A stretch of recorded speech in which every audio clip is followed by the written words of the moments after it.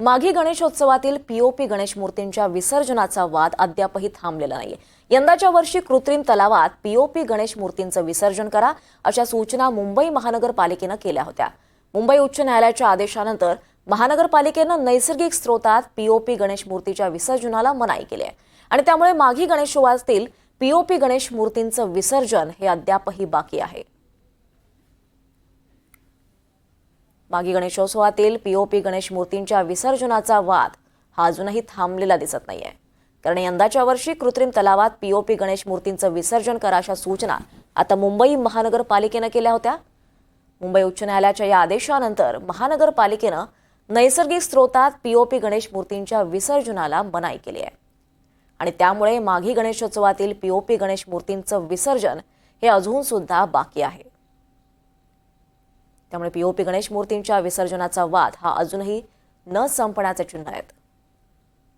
कृत्रिम तलावात विसर्जन करण्याचे पालिकेनं आदेश दिले आहेत आणि त्यामुळे या पीओपी गणेश मूर्ती या वादात सापडल्यात। तर माघी गणेशोत्सवातील पीओपी गणेश मूर्ती या अजूनही त्यांचं विसर्जन झालेलं नाही। मुंबई उच्च न्यायालयाच्या आदेशानंतर महानगरपालिकेनं नैसर्गिक स्रोतात पीओपी गणेश मूर्तींच्या विसर्जनाला मनाई केली आहे आणि त्या सगळ्यामुळे माघी गणेशोत्सवातील पीओपी गणेश मूर्तींचं विसर्जन हे अजून सुद्धा बाकी असल्याचं कळत आहे।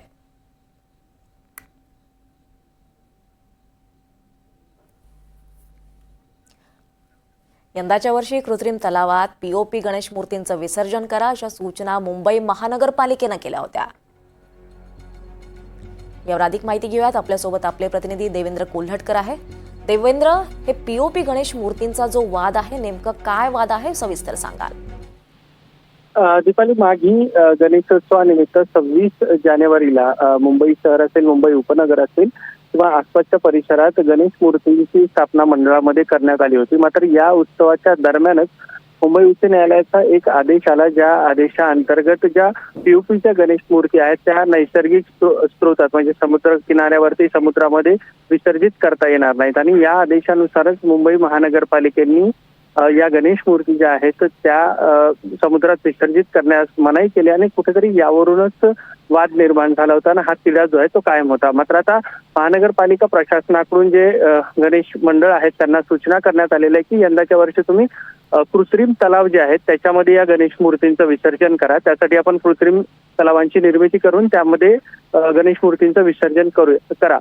मात्र आता या सगळ्या संदर्भात गणेश मंडळ असतील, मूर्तिकार असतील, त्यांचं असं म्हणणं आहे की ऐन गणेश उत्सवाच्या दरम्यान म्हणजे माघी गणेशोत्सवाच्या दरम्यानच हा आदेश आल्यामुळे तात्काळ तशा पद्धतीच्या उपाययोजना करता येणार नाही। त्यामुळे यंदाच्या वर्षी जे आहेत ते नैसर्गिक स्रोतातच विसर्जन करण्याची परवानगी देण्यात यावी। त्यामुळे आता महानगरपालिकेने घेतलेली भूमिकेवरती किंवा केलेल्या सूचनावरती गणेश मंडळ काय निर्णय घेतात हे पाहणं महत्त्वाचं असेल। नक्कीच, धन्यवाद देवेंद्र, आपण दिलेल्या सगळ्या सविस्तर माहितीसाठी।